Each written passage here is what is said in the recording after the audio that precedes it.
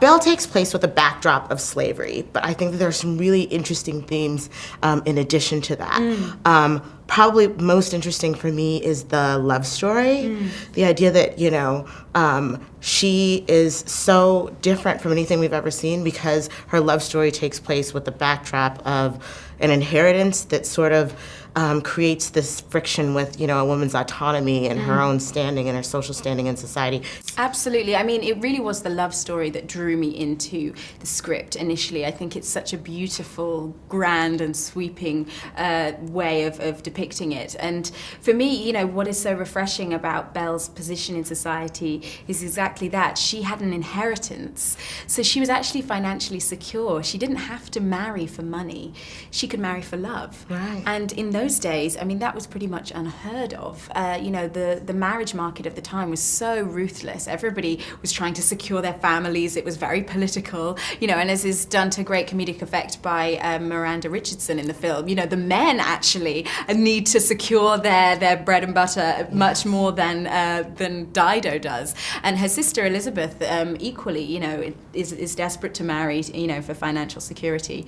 So for me, the fact that, Belle was a woman of color and in some ways more privileged, in some ways not more privileged, she had such an ambiguous position in the household, and that provided so many different things that we could explore. You mentioned her relationship with her sister. I think one of the things that was just poignant and beautiful, and I'd never seen anything like that. The idea that there were these two girls who were raised as ladies in the same household, yes. Obvious racial issues, but not in the household, but then in the household. Yes. Talk to me about that. There's little known about Belle, but what we do know for sure is that she definitely wasn't allowed to dine with the family when visitors were present.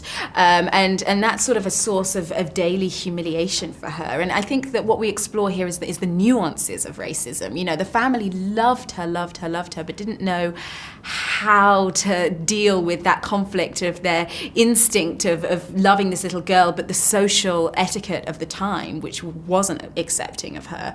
And so she has to sort of negotiate this being exoticized, and then people are not sure how to respond to her. And for me, that was just such a rich sort of area to explore.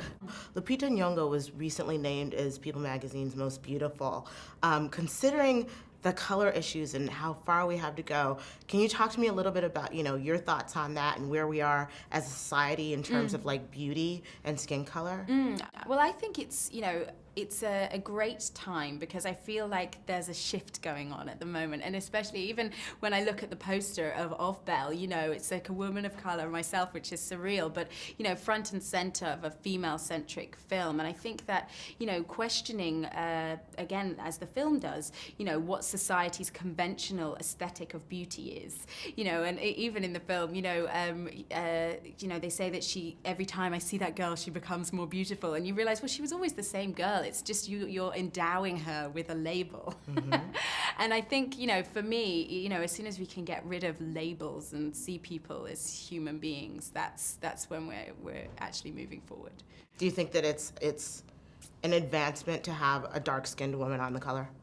Absolutely. I don't know. I'm not aware. Is she the first? She is. Oh, wow. Yes. So there was Halle Berry and Beyonce prior to her. There's never been a dark-skinned woman of color. Right. Well, I think that's testament to where things are going, and I think it's really, really exciting.